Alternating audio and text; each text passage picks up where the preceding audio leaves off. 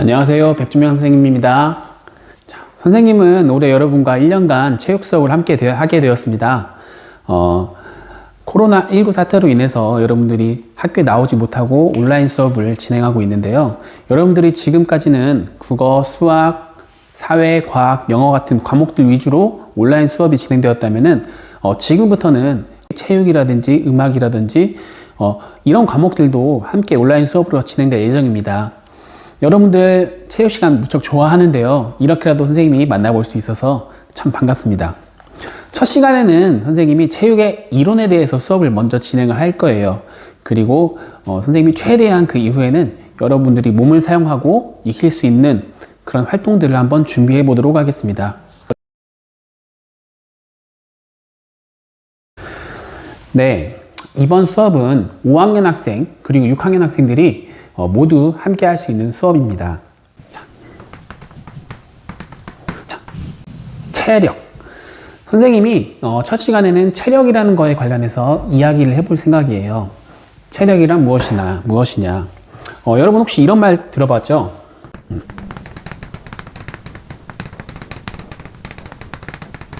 체력이라고 하는 것은 사람의 몸과 신체가 가지고 있는 어떠한 힘, 어떠한 에너지를 바로 체력이라고 말을 하는 겁니다. 자, 그런데 여기 건강한 신체에 건강한 정신이 깃든다. 이 말은 여러분들도 잘 알고 있듯이 몸이 건강한 사람이 마음도 건강하다는 뜻이에요. 선생님이 예를 한번 들어볼게요. 선생님이 어느 날은 굉장히 피곤하고 굉장히 몸이 힘든 날이 있었어요. 그럴 때 학교에 왔는데 선생님네 반 친구들이 막 그날따라 서로 막 시끄럽게 하고 떠들고 다투고 이러는 거예요. 근데 선생님은 그때 어떻게 됐냐? 순간적으로 화가 나고 좀 짜증이 났었어요. 왜냐면은 안 그래도 몸도 힘들고 피곤하고 이런데 가뜩이나 애들도 왜 이렇게 오늘따라 말을 안 듣냐 하면서 막 그 친구들한테 선생님이 조금 화를 냈던 그랬던 기억들이 있습니다. 자, 그런데 다시 한번 생각해 볼게요. 선생님이 어떤 날은 그런 친구들을 보고서도 조금 화를 낸다기보다는 그래도 조금 이해를 해주거나 아니면은 좀 유머러스하게 재밌게 넘기는 경우가 있는데요. 그런 날을 곰곰이 생각해 보면 선생님이 그날의 컨디션이라고 하죠. 몸도 상태가 좋고 잠도 푹 자고 피곤하지도 않고 그런 날에는 친구들에게 오히려 짜증 같은 것을 덜 내는 경우를 선생님이 경험을 했었어요. 여러분도 아마 그런 경험이 있을 겁니다. 그게 바로 체력의 중요성을 가장 알기 쉽게 설명하는 것이라고 선생님은 생각을 해요. 5학년, 6학년 교과서의 맨 처음을 보면은 바로 이 체력에 대해서 다루고 있는데요. 5학년 교과서에는 건강, 체력이라는 것을 이야기하고 있고요. 6학년 교과서에는 처음에 어떤 것이 나오냐? 운동, 체력이라는 것이 나옵니다. 자, 5학년 교과서에 나와 있는 건강 체력 이렇게 설명됐습니다. 건강 체력은 건강하게 살아가는데 기초가 되는 신체적인 능력을 말합니다. 건강하게 살아가는데 필요한 신체적 능력 그리고 그 밑에를 4가지 요소로 나눠 놓는데요. 그것은 아래와 같습니다.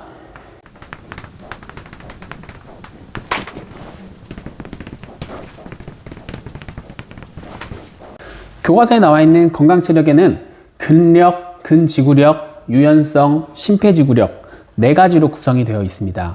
자, 근력에 대한 설명을 먼저 읽어주겠습니다. 근력이라고 하는 것은 몸의 근육이 낼 수 있는 힘을 말해요. 즉 사람이 얼마나 무거운 물건을 들어 올릴 수 있느냐, 그 다음에 어떤 무거운 물건을 내가 나를 수 있는 무게가 각각 다르죠. 어떤 친구들은 의자를 2개 날랐을 때 힘들다 느끼고 어떤 친구는 3개, 4개도 거뜬히 나르는 친구가 있거든요. 그 친구들은 근력의 차이가 있다고 볼 수 있는 거죠. 두 번째, 근지구력. 근지구력이라고 하는 것은 근육이 오랜 시간 동안 낼 수 있는 힘을 말해요. 여기 보면은 지구력이라는 말이 있죠. 지구력이라는 말은 그것을 오래 지속할 수 있는 힘을 말해요. 예를 들어서 근력이 한꺼번에 의자 3개, 4개를 들 수 있는 힘을 말한다면은 근지구력은 의자 하나씩을 나를 때 얼마나 오랫동안 날라도 지치지 않느냐. 예를 들어서 근력이 높다고 해서 무조건 근지구력이 높은 건 아닙니다. 친구가 아까 3개, 4개를 들었던 친구 있죠? 그 친구는 한 개씩 날랐을 때는 10개를 나르고선 힘들다라고 생각할 수 있는데, 근 지구력이 좋은 사람들은 만약에 어떤 강도가 어느 정도 일정한 운동을 할 때에는 그것을 계속 10개가 아니라 20개, 30개 이동을 해도 체력이 그대로 있는 게 많아요. 이런 경우는 근 지구력이 높다라고 할 수 있겠죠. 세 번째는 유연성입니다. 유연성이라는 것은 몸의 근육과 관절을 여러 방향으로 자유롭게 움직일 수 있는 능력. 여러분들 바닥에 앉아가지고 손끝을 발끝에 대는 운동 많이 했었죠? 그것이 기본적인 유연성을 측정을 하는 건데, 그것이 이제 예를 들면 허리라든지 여기 엉덩이 관절이라든지 그런 부분의 유연성을 측정하는 거라면은, 실제로 유연성은 사람 몸의 모든 관절에 적용이 되는 거예요. 그래서 유연성이 좋으면 뭐가 좋을까요? 대표적인 것은 이겁니다. 유연성이 좋은 사람은 쉽게 다치지가 않아요. 몸이 굉장히 유연하기 때문에 길을 가다가 넘어져도, 유연성이 좋은 사람들은 다치지 않고 그냥 갈 길을 가는 반면에, 유연성이 부족한 사람들 있죠? 주변에서 뻣뻣하다고 말을 하는 사람들이 있어요. 그 친구들은 잠깐만 넘어져도 막 손목, 발목, 무릎 이런 곳을 크게 다치는 경우가 많습니다. 그래서 유연성 마찬가지도 유연성이 높을수록 우리가 건강한 데 도움이 되는 건강 체력이다. 마지막 건강 체력이 네 번째입니다. 심폐지구력. 선생님이 아까 지구력 뭐라고 했죠? 어떤 것을 오래 지속할 수 있는 능력. 근데 근지구력에서 말하는 근은 근육을 말해요. 근데 심폐지구력에서 말하는 심폐는 뭘까요?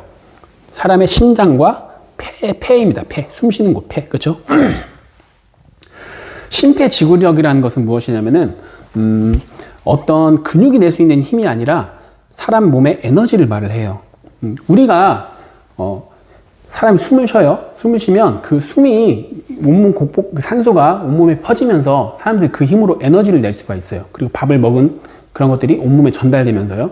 근데 이 폐는 우리가 숨을 쉬면서 산소를 들이마실 수 있게 하고, 심장은 우리 피를 몸속으로 돌려주면서 그 산소와 에너지를 온몸으로 전달을 시켜줍니다.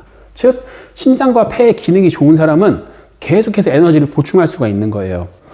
그리고 심장과 폐의 기능이 좋지 않은 사람들은 조금만 운동을 해도 금방 지치게 됩니다. 어떻게 할 수 있냐? 사람이 숨소리로 막 조금만 달려도 하고 숨을 쉬는 사람들은 심폐지구력이 낮은 거라고 할 수 있어요.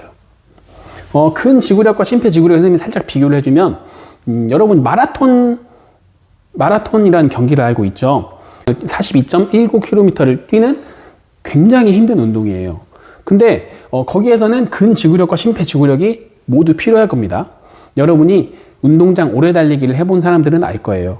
근데 선생님이 운동장 오래 달리기를 하는 친구들을 곰곰이 지켜본 결과, 어떤 친구들은 달리다가 선생님 전 다리가 아파서 못 뛰겠어요 하는 친구가 있고, 어떤 친구는 오래 달리기를 하다가 선생님 저 숨차서 못 뛰겠어요. 두 가지 경우가 나눠져요. 첫 번째, 다리가 아파서 못 뛰겠어요 하는 친구들은 어떤 능력이 부족한 걸까요? 맞아요. 근지구력. 계속 달리다 보니까 다리가 이제 힘드니까 그 다리의 근지구력이 부족한 거고, 심폐지구력이 모자란 친구는 좀만 뛰어도 숨이 차고 심장이 아프고 그러는 거예요. 그래서 선생님 저 숨차서 못 뛰겠어요 하는 친구들은 심폐지구력이 부족한 것이다. 자, 이 네 가지가 우리의 건강을 기초로 하는 체력, 건강 체력의 종류라고 생각하시면 되겠습니다.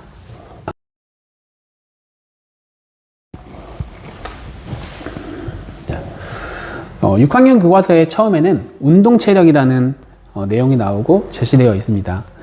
5학년 때 배우는 건강체력은 사람의 몸을 건강하게 하기 위한 체력이라고 한다면, 운동체력은 무엇이냐면 운동을 잘하기 위한 체력을 말해요. 건강체력이 좋은 사람은 일상생활을 건강하게 살아갈 수 있다고 한다면, 운동체력이 좋은 사람들은 어떤 스포츠 활동을 할 때 친구들로부터 와, 저 친구 운동신경이 굉장히 좋다 라는 칭찬을 받을 수가 있는 겁니다. 운동 체력의 종류는 네 가지가 있습니다. 순발력, 민첩성, 평형성, 협응성 네 가지가 있는데, 순발력이라고 하는 것은 이겁니다. 순간적으로 큰 힘을 내는 능력.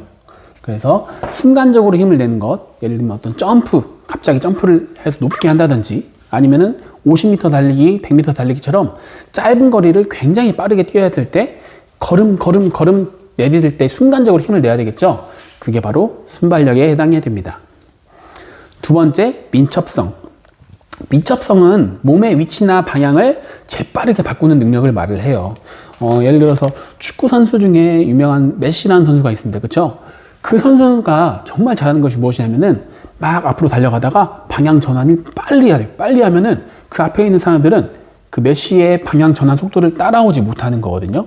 그게 바로 민첩성이라고 할 수 있어요. 방향을 갑자기 빠르게 바꾸는 능력을 말하는 겁니다. 세 번째, 평형성. 평형성이라는 것은 몸의 균형을 잘 잡는 능력을 말을 해요. 예를 들면 김연아 선수가 피겨 스케이팅을 하는데 공중에서 트리플 악셀을 돌고서도 바닥에 우아하게 착지하고, 그 다음에 그 미끄러운 빙판인데도 한 발을 들고서 아주 유연하게 그곳을 돌아다니는 장면들을 볼 수 있습니다. 그것은 몸의 평형된 균형 감각이 굉장히 좋기 때문이라고 할 수 있겠죠. 마지막으로 운동 체력의 종류, 마지막 협응성입니다. 협응성은 무엇이냐면 몸의 여러 부분을 조화롭게 움직이는 능력을 말을 해요. 사람이 몸이 있고 뇌가 있습니다. 그렇죠? 뇌가 생각하는 대로 내 몸이 움직여야 됩니다. 그게 바로 협응성이 관련된 것이고, 협응성이 좋은 사람일수록 그 끝에 손끝이나 발끝에, 그 다음에 어떤 도구를 이용하는데 그 능력이 출중하게 발휘가 돼요. 예를 들면 야구 선수들은 빠르게 날아오는 공을 동그란 배트에 맞춰야 됩니다. 근데 그 날아오는 공을 정확하게 갖다 대는 그 순간의 협응성이 좋아야지만이 그런 스포츠를 잘 할 수 있게 되는 것이죠. 자, 그래서 체력의 종류에 대해서 두 가지로 나누어서 살펴보았습니다. 자, 여러분은 선생님과 함께 올 1년 동안 이 체력을 지금보다 더 나아지게 기르면서 함께 1년을 생활할 겁니다. 충분히 이해되셨죠? 우리 모두 건강 체력과 운동 체력 잘 기르기 위해서 한번 노력해 봅시다. 선생님이 다시 한번 정리해 줄게요.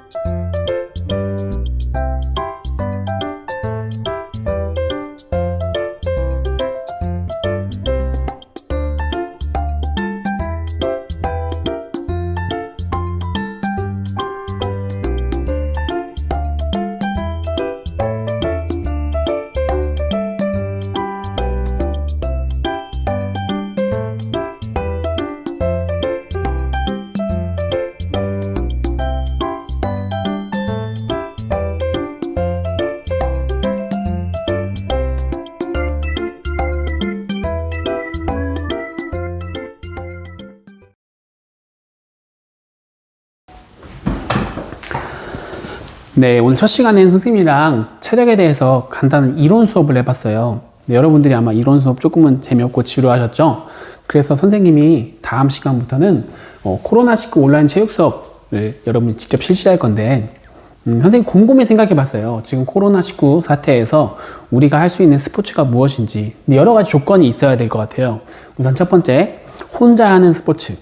스포츠는 사실은 굉장히 다른 친구들과 협동하거나 팀원과 협동해서 하는 스포츠가 사실은 굉장히 많습니다. 근데 그 중에 선생님이 혼자 할 수 있는 스포츠가 뭔지 곰곰이 생각해서 다음 수업 시간에 진행을 해볼게요.